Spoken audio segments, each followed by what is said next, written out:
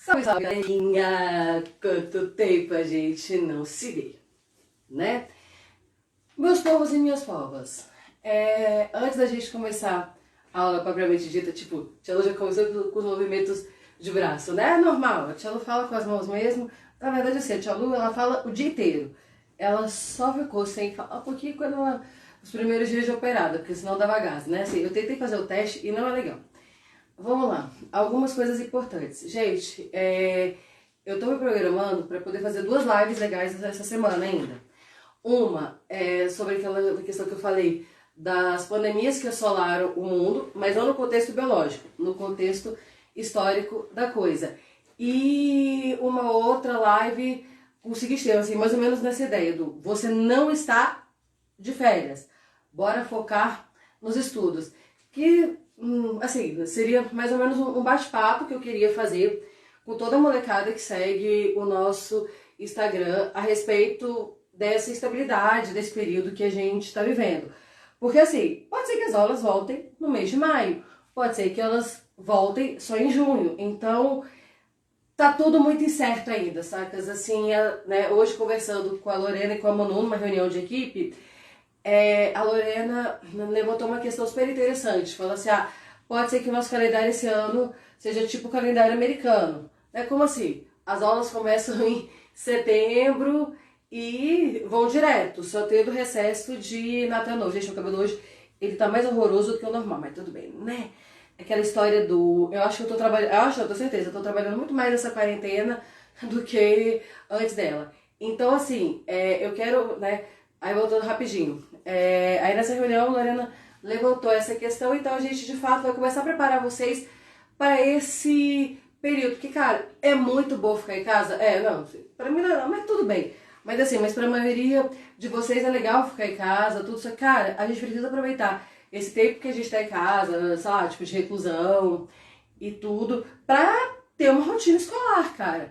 Nada mudou, de novo, não é férias, tá? Mas isso daí é um bate-papo realmente para uma livezinha especial, beleza? Bom, considerações feitas, tem uma cadeira aqui me atrapalhando, sorry, problemas técnicos, tá? Vamos começar a nossa aula de hoje, belezinha? O tema da nossa aula é super legal, super interessante, apesar de ser um tanto quanto denso. A gente vai falar sobre o povoamento da América. E aí a nossa aula, ela vai estar dividida, vamos colocar assim, em 12 subtópicos. Que o primeiro é o caminho para a América, o segundo é a passagem pelo Estreito de Bering, o terceiro, o sítio arqueológico de Clovis, o quarto, novas hipóteses para o povoamento da América, o quinto, povos nômades, caçadores e coletores, o sexto, o fim da última glaciação, o sétimo, o início da agricultura na América, o oitavo, os povos dos sambaquis, o nono, o ambiente do Brasil pré-histórico, o décimo, caçadores, coletores e agricultores, o 11º, o sítio arqueológico de Lagoa Santa e o 12º, o sítio de São Raimundo Nonato. Eu não vou fazer essa aula como eu estava fazendo as outras, do tipo assim, no primeiro momento um tema e no segundo momento outro tema, porque como eu falei agora no inicinho, é uma aula super estreita, super longa e super densa, ou seja, tipo, é muito conteúdo pra gente dar em tão pouco tempo, beleza? Então tá bom, vamos lá? Fechou? Galerinha do 6º ano, tá? Esse é o conteúdo de vocês, a sequenciazinha, beleza? Do primeiro conteúdo que eu dei, que foi sobre pré-história. E pra galera também que tá fazendo vestibular, pré-vestibular e tudo, e agora eu não me engano se a primeira ou se a segunda etapa do PAS, esse conteúdo ele não cai não, ele despenca. Então, simbas para nossa aula, belezinha? Então olha só, o povoamento da América, os caminhos para a América.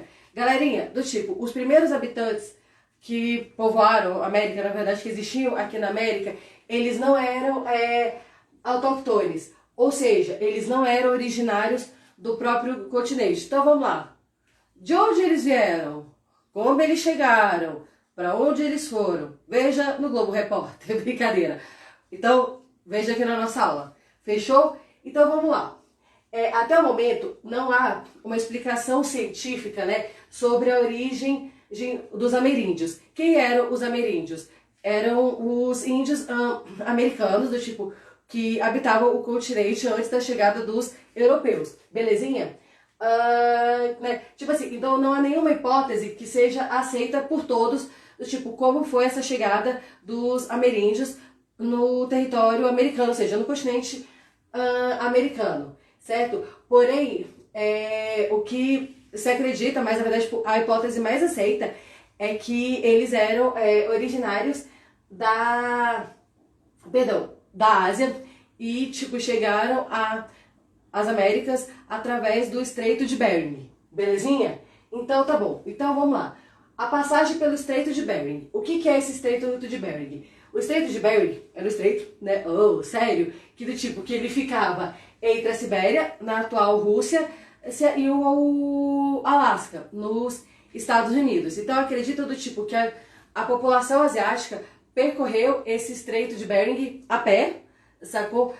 À procura de grandes animais. Ou seja, fome, né? Bora comer, tamo com fome e vamos desbravar o que tem atrás de alimentos. Fechou? Tá? E aí, essa travessia, ela teria ocorrido há cerca de 12 mil anos atrás, né? Então, quando os primeiros humanos vindo dos da Ásia o atravessaram a pé, né? E aí, o que acontece? Essa travessia, ela teria ocorrido no período da última glaciação, sacou? Que foi o período que o Estreito de Bering, ele estava coberto de gelo, certo? E aí, como ele estava coberto de gelo, do tipo, esse estreito, ele unia dois continentes, que era o continente americano e o continente asiático. Agora, você imagina o trampo, galera. Na real, há 12 mil anos, sem ter uma bússola, sem ter um GPS, sem ter uma internet, para poder do tipo dar a direção norte, sul, leste e oeste. Cara, na real, nós somos fracos, viu? Porque assim, eu falo por mim, porque na real, pensa a pessoa desorientada, sou eu. Que, velho, eu posso estar com a bússola. Primeiro que eu mal sei usar uma bússola, tá? Falo isso sem vergonha. O GPS, então, nem se fala, né? Que eu me perco facinho. Então, você imagina do tipo, o trampo que foi para essa galera atravessar o Estreito de Bering, sacou? Se localizando os poucos meios que eles tinham. Fechou? E aí, como era tudo do tipo só maçaroca de gelo, né, esse estreito, então, ele unia dois continentes, como eu já falei, o americano e o asiático. Belezinha? Tranquilo? Aí vamos lá. O sítio arqueológico de Clovis, né? A hipótese que a grande maioria dos povos ameríndios se originou a partir da onda migratória fundamentou-se nos inúmeros sítios arqueológicos, né, datados de 12 a 10 mil anos atrás. Aqui no Brasil, eu vou falar mais pra frente, tipo, na verdade, mais pro final da nossa aula, que a gente teve sítios arqueológicos super importantes, inclusive, principalmente em Minas Gerais e no Piauí, tá? Só que é o seguinte, esse sítio arqueológico de Clovis, tipo assim, pelo que eu estudei, posso estar falando até uma besteira, tudo, mas na verdade, pelo que eu estudei, pelo que eu li também, né, pelas curiosidades que eu tive, foi um dos mais importantes. Na verdade, ele foi meio que um dos marcos para poder descobrir de fato como é que os povos chegaram até as Américas, beleza? Como é que aconteceu o povoamento das Américas, né? E aí, esse sítio arqueológico de Clovis, ele fica localizado no Novo México, nos Estados Unidos, né? E ele ganhou destaque a partir da década de 1930, sacou? Pois foi descoberto na sua região artefatos feitos de pedras, além de ossos de mamuto. E dentro desses artefatos, do tipo, o que se destacavam eram as pontas de flechas, né? Ou seja, como eu falei naquela aula sobre pré-história, aquelas pontas bem fininhas. E aí o que o pessoal começou a supor? Poxa, a gente achou, tipo, vários artefatos, dentre eles pontas de flechas. Então qual foi a suposição? Epa! Peraí, isso é uma parada grande e bem afiada, então certamente eles eram o quê? Caçadores de grandes animais. Tranquilão? Até aqui, né? E aí, o que acontece? Mas, além disso, todos os artefatos que eles acharam, tipo, tinham características semelhantes, tanto na sua produção quanto na sua utilização. E aí, o que eles supuseram também, né? Não sei nem se existe essa palavra, tá? Mas o que foi né, que eles pensaram, poxa, se tem semelhanças, então eles devem fazer parte da mesma cultura. E essa cultura ganhou o nome, que ela foi chamada de quê? Cultura Clovis. Fechou? Tá? Belezinha? Tranquilo até aqui? Então vamos lá. Novas hipóteses para o povoamento da América. Então, as primeiras hipóteses, a primeira hipótese válida foi o quê? A galera atravessou o Estreito de Bering a pé, sacou? Certamente a procura de grandes animais para se alimentarem. Vou pegar o conceito rapidão da nossa primeira aula. Se eles ficavam do tipo atravessando de um lugar para o outro, ou seja, mudando de um lugar para o outro, quer dizer que eles eram o quê? Isso, professora! Nômades! Lembra? Os sedentários, eles fixavam residência em um lugar. Já os nômades, não, eles saíam do tipo, que nem a música da Chapeuzinho Vermelho. Pela estrada fora, eu vou bem contente. Fechou? Belezinha? Então tá bom. Tá? E aí, após o sítio tipo, arqueológico de Clovis, né, várias hipóteses como os povos dominaram a América, chegaram à América, foram surgindo, certinho? E aí, uma delas, né, foi nos sítios de... Nossa, esse nome, ele me enrola. De Piedra do Museu e Los Todos, na Argentina. Só que, detalhe, nas últimas décadas, na verdade, várias hipóteses tipo, indicam que as pessoas podem ter vindo para as Américas bem antes da cultura de Clovis. E esse sítio de, vamos lá, de novo, de Piedra Museu e Los Todos, na Argentina, fala bem sobre isso. Por quê? Porque lá tem indícios da presença humana de 13 a 15 mil anos atrás. O que sugere que o povoamento do sul, ou seja, da América do Sul, pode ter vindo antes da parte norte. Fechou? De novo, se na parte dos Estados Unidos, do tipo que é a parte norte, beleza? A gente tem indícios da presença humana de 12 mil anos atrás e nesse sítio da Argentina, a gente tem indícios da presença humana de 13 a 15 mil anos atrás. Então, o que sugere? Simples. Do tipo, que o sul foi povoado primeiro do que o norte.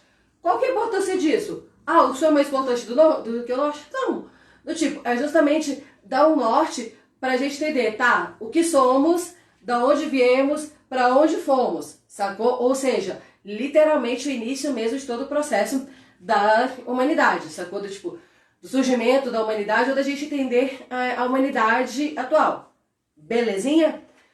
Vamos lá? Então tá bom. Povos nômades, caçadores e coletores. Como eu falei agora há pouquinho, né? Essas pessoas, né? Esses grupos que atravessaram não só o Estreito de Bering, como fizeram outras rotas. Então vamos lá, eles eram o quê? Povos nômades. Ou seja, tipo, eles saíam de um lugar pro outro. E isso geralmente acontecia por quê? Pela escassez de alimento, tipo, de moradia ou de proteção. Poxa, você tá num local, cara, começa a nevar pra caramba, sacou? Do tipo, falta o quê? Rango. Bichão, vamos pra outros lugares, sacou? E aí, vamos lá. Independentemente de qual tenha sido a rota ou a data da chegada do ser humano à América, é certo que todas as regiões do continente, elas estavam habitadas há 10 mil anos atrás. Então, assim, eu tava montando essa aula, aí só veio a música, né, na minha cabeça. Eu nasci há 10 mil anos atrás, eu nasci há 10 mil anos, e não tem nada nesse mundo que eu não saiba demais. Não, não. É ridícula, tá? Eu sei, velho, eu sou tosca às vezes, mas enfim, é meu jeito de dar aula, mas vamos lá. Então, o que eu quero dizer com essa brincadeirinha? Vamos retomando rapidamente. O norte tem indícios de 12 mil anos atrás que eles foram povoados. Já o sul, de 13 a 15 mil anos. Mas independentemente de qualquer coisa, eles fizeram a médiazinha e falaram, não, beleza. A certeza que a gente tem é o quê? Que, tipo, os lugares, né, praticamente todos os lugares do continente já estavam povoados há 10 mil anos atrás. Belezinha?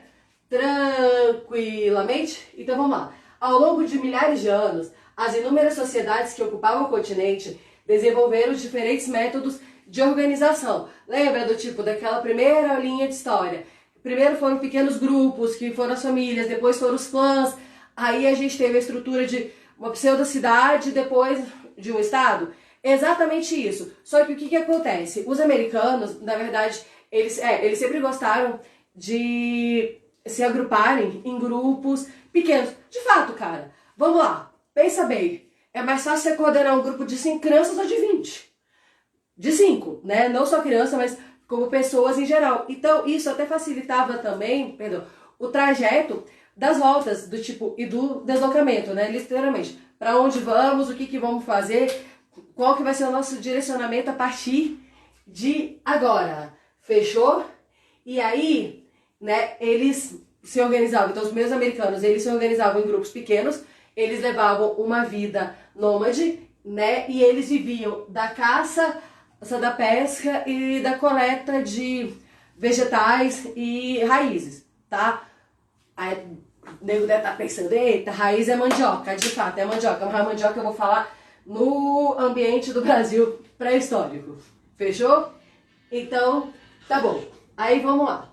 Então, essa questão dos povos nômades, caçadores e coletores é isso. Eles utilizavam as pontas de flecha para poder caçar grandes animais. Essas pontas de flecha também serviam para poder pescar, né? E além disso, eles se alimentavam de raízes e de plantinhas, frutas, no geral, o que se tinha, né? Por que eu falo, no geral, o que se tinha? Porque a alimentação era muito escassa. Aí já deve ter outra pensando, nossa, professora, é que nem o período que a gente tá vivendo agora. Não, galera, era muito pior. Fechou? A gente tá vivendo assim uma escassez. Por quê? Porque teve maluco que surtou nesse período do coronavírus e o que resolveu fazer?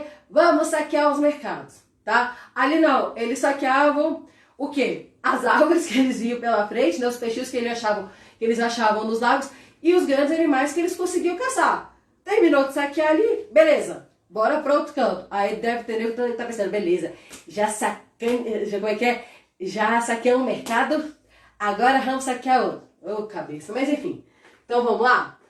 Agora o próximo tópico aqui. O fim da última glaciação. Lembra que eu falei que a passagem pelo Estreito de Bering aconteceu no período da última glaciação e que aí os continentes americano e asiáticos, eles eram unidos?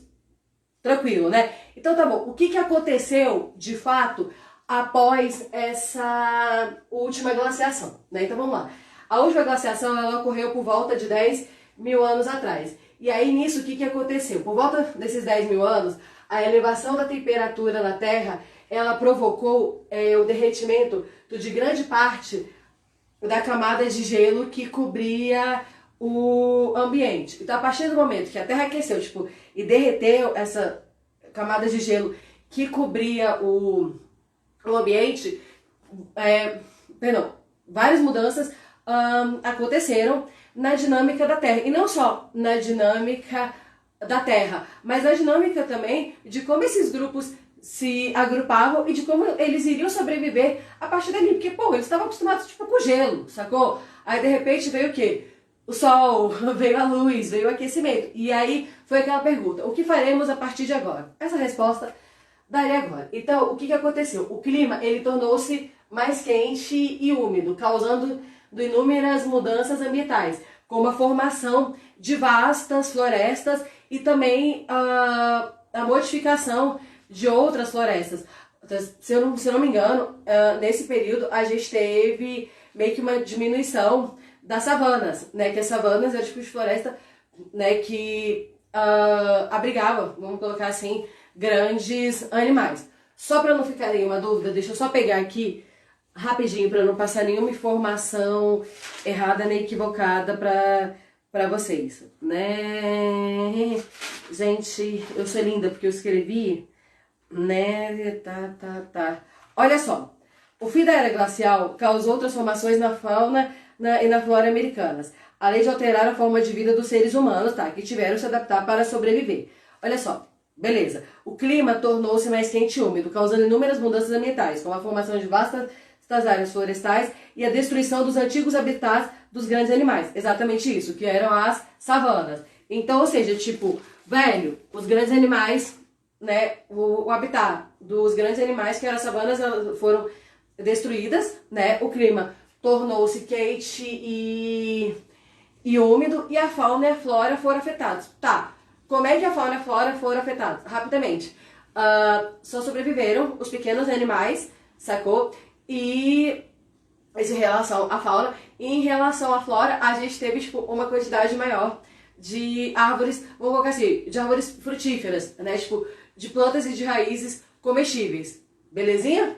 Tranquilo até aqui? Então, tá bom. Aí, olha só.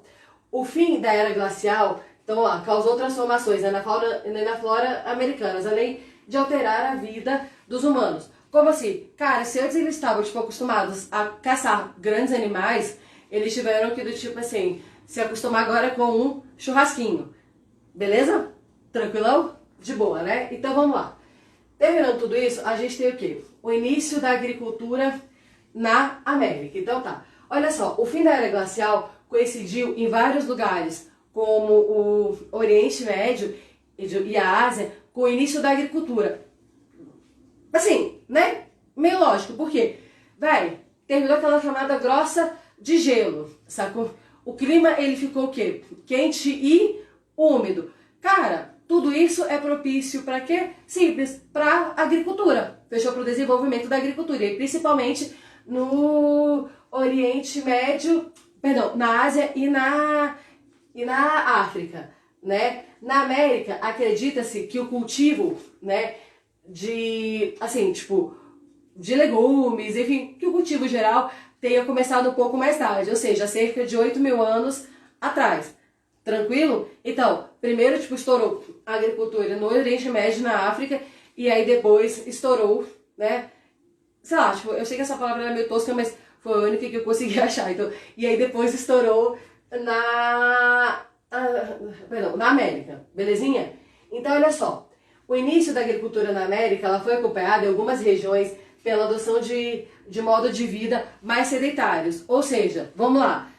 A galerinha tá plantando, tá colhendo, pô, massa, já não tem aquela necessidade, tipo, de ficar, tipo, desesperado, caçando alimento, sacou? Então, ok, vamos parar no nosso canto. De novo, na primeira aula, depois que os povos começaram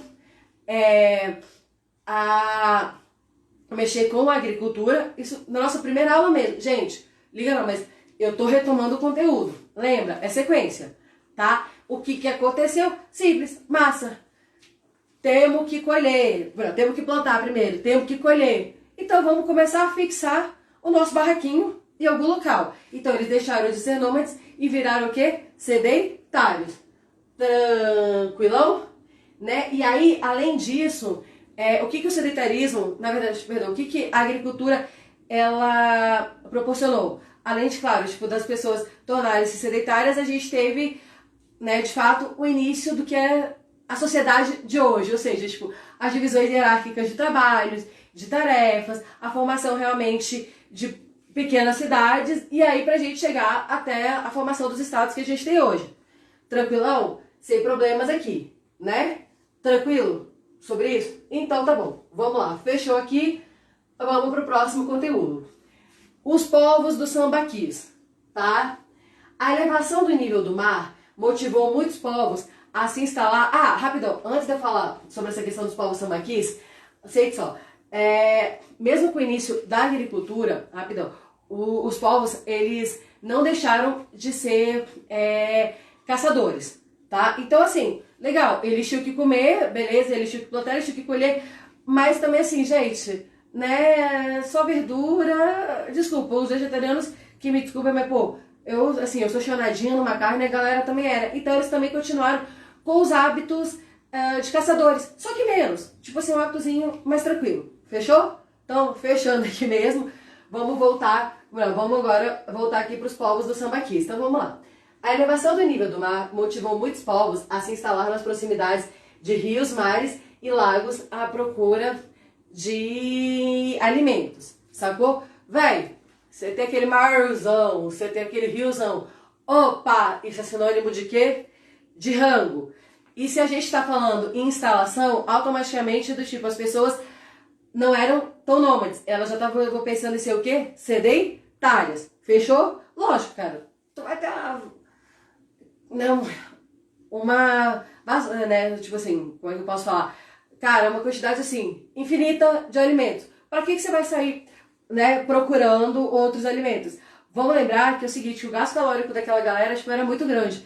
Então, quanto menos eles gastassem essas calorias, tipo, melhor era até para poder eles sobreviverem com mais facilidade, sacou? Então, belezinha? Tá, aí olha só, nesses locais foram encontrados sambaquis. O que eram os sambaquis? Eram enormes montanhas erguidas, né, em baías, praias ou na foz de grandes rios por povos que habitavam o litoral do Brasil. E são formados principalmente de cascas de moluscos, ou seja, do tipo, são formações rochosas, vulgarmente falando, que são formados por cascas de moluscos, ou seja, tipo por conchas, né, por calcário. Vamos lembrar que tipo, ainda existem alguns sambaquis, só que esses sambaquis, eles estão sendo totalmente detonados, por mais que ele seja patrimônio da humanidade, sacou? Por quê? Perdão, eles estão sendo detonados pelas fábricas de cimento, que do tipo, que vê aquela quantidade de calcário e fala, é hoje que eu vou ganhar dinheiro. Então, eles existem? Existem, sim. Eles são patrimônios da humanidade? São, só que assim, a gente tá perdendo, né, uma baita de uma riqueza, sacou? Então tá, então vamos lá. E aí, atualmente, acredita-se que o sambaqui era o local para enterrar os mortos e fazer oferendas. Por que acredita-se isso? Porque perto de muitos sambaquis foram encontrados restos humanos, sacou? Então, assim, né, tipo, como se fossem covas mesmo. Por isso que acredita-se, então, que os sambaquis hoje, né, tipo, eram locais para poder enterrar os seus mortos.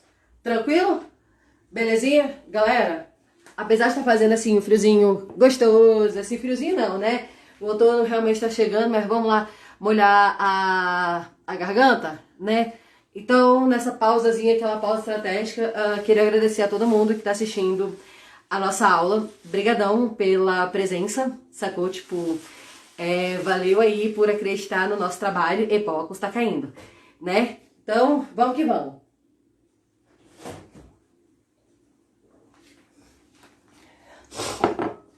Né?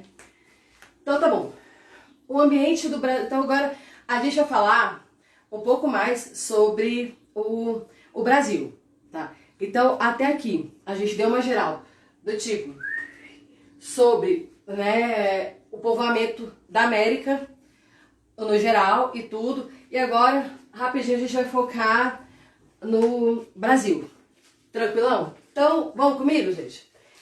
O ambiente do Brasil pré-histórico. Olha só, dentre as várias hipóteses e como o Brasil foi povoado, a que é aceita pelos cientistas atualmente é que, há pelo menos 12 mil anos, o nosso território era ocupado por pequenos grupos de caçadores e coletores, que descendiam de populações que chegaram à América por diferentes rotas, né? Beleza? E aí, então, vamos lá. Povoamento do Brasil. A hipótese mais aceita que o Brasil foi povoado há cerca de 12 mil anos, né? E do tipo, por povos que vieram das Américas. E aí, assim, qual que é a rota mais aceita? Que eles vieram primeiro pro litoral, depois chegaram ao Planalto e por último na bacia amazônica, sacou? Então assim, vamos lá, litoral, né, literalmente, Planalto onde a gente está e depois a bacia amazônica, sacou? Tá? E aí, o ambiente encontrado também era diferente do atual, né? As áreas florestais, elas eram, tipo, bem reduzidas, né? Ou seja, tipo, a floresta amazônica não era o que era hoje, tá? E os primeiros habitantes, eles viviam principalmente, tipo, ao ar livre ou em cavernas. E aí, muito interessante que dentro dessas cavernas, sacou? Além deles encontrarem moradia, abrigo e proteção, o que eles faziam? Eles faziam, tipo, desenhos nas paredes das cavernas pra poder, tipo, contar como é que era o seu cotidiano, ou seja, tipo, mostrar mesmo o cotidiano deles, a vida deles, né, a rotina deles, o dia a dia. Sacou? Né? E aí, o que que acontece? Né? Aí, tipo, o ambiente do contrato também era diferente do atual, então as áreas florestais eram zero reduzidas e predominava o quê? Uma vegetação rasteira. E o clima também era bem diferente do que é hoje, certo? O clima ele era mais seco e mais frio. Então, aquela música do Jorge Ben, moro num país tropical abençoado por Deus e bonito por natureza, né, para aquela época não fazia muito sentido, justamente por quê? Porque a gente tinha realmente um clima bem mais seco, né, e bem mais frio do que a gente tem hoje, tá? E aí, então, vamos lá. Então, né, aí falando aqui, caçadores, coletores e agricultores. Eu meio que, tipo, emendei um tema no outro, porque assim, um vai puxando realmente o outro. Então, os primeiros habitantes do Brasil, como eu já tinha falado, eles viviam em ambientes abertos, em cavernas, e aí dentro dessas cavernas, de novo, além de ser um local de proteção e tudo, de moradia, também era um local para eles exercitarem a sua arte, como fazendo desenhos nas suas paredes e tudo, para poder realmente contar o seu cotidiano, né? Era uma forma também de transmitir conhecimento, e é graças a esses desenhos que foram deixados que a gente sabe muito do que é a nossa história. Hoje em dia, na verdade, é a história da humanidade e principalmente também, já que a gente está falando de Brasil, como é que era um ambiente pré-histórico aqui em terras tupiniquins, tá? E aí, vamos lá, sobre a agricultura.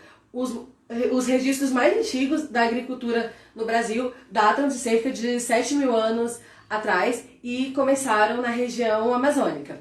E aí, tipo, a galerinha plantava feijão, plantava milho, algodão e, claro, principalmente o quê? A nossa mandioca, que é uma raiz super gostosa, super calórica e que realmente, tipo, dava a energia que eles precisavam pra trabalhar na roça, pra trabalhar no campo, sacou? E aí, só que, de novo, como foi aqui, né, no início da agricultura na América, tipo, mesmo, isso também aconteceu no Brasil, tipo, mesmo após o início da agricultura, ou seja, deles estarem dominando mais a agricultura, eles continuavam sendo caçadores-coletores, principalmente, tipo, a galera que estava bem próxima dos rios né, amazônicos, né, assim, toscamente falando, é isso, tá? Fechou? Tranquilo? Então vamos lá. O sítio arqueológico de Lagoa Santa, certo? O estudo de esqueletos humanos do Brasil pré-histórico, ele começou no século XIX, né, com escavações nas grutas de Lagoa Santa, no estado de Minas Gerais. Tranquilo? Então assim, as primeiras escavações elas começaram no século XIX, só que foi ter visibilidade mesmo no século XX, né? Porque novas escavações levaram a descobertas de um crânio feminino, certo? E esse crânio feminino ganhou o nome de Luzia. E aí a Luzia, ela ficou conhecida, ela ganhou o apelido da primeira mulher brasileira. Por quê? Porque com os estudos científicos e tal, principalmente essa área agora da computação, viu que ela completava tipo, o resto de um esqueleto feminino, certinho, né? E aí, tá, beleza? E com a reconstituição do seu rosto, levou-se a crer que os seus traços eram bem parecidos com os dos africanos atuais, né? Ou seja, do tipo que não tinha muito traço americano, enfim. Só um adendo, tipo, que eu esqueci de falar aqui, né? Rapidão, né? Esses povos nômades, caçadores e coletores aqui, bem na página 3, no 1, 2, 3, 4, do tópico 5, o que acontece? Tipo, esses habitantes, na verdade, só dando uma pausa aqui no Brasil, porque eu esqueci de falar essa informação que ela é importante, acreditavam que, que, na verdade, as primeiras pessoas que vieram para povoar a América, elas tinham características mongoloides, ou seja, né, que lembravam que os povos mongóis, os japoneses, os chineses e os coreanos. Isso daqui, tipo, assim, é meio lógico, já que foram os asiáticos, tipo, que atravessaram, né, o Estreito de Bering, tá? Mas como eu vou passar questões na semana que vem, se tiver alguma questão falando como é que eram esses povos, é só para poder não deixar nenhuma falha, não deixar nenhuma dúvida. Belezinha? Então vamos lá? Então, retomando ao Brasil, tá? Então foi isso. Então o sítio arqueológico de Lagoa Santa, ele teve essa importância justamente por isso, porque foi lá que foi descoberto o crânio da primeira brasileira, né, que ganhou o nome de Luzia. E aí, com os estudos científicos e tudo, e a reconstituição do seu rosto, descobriu que ela tem características, muito parecidas com os africanos atuais. Tranquilo? De boaça?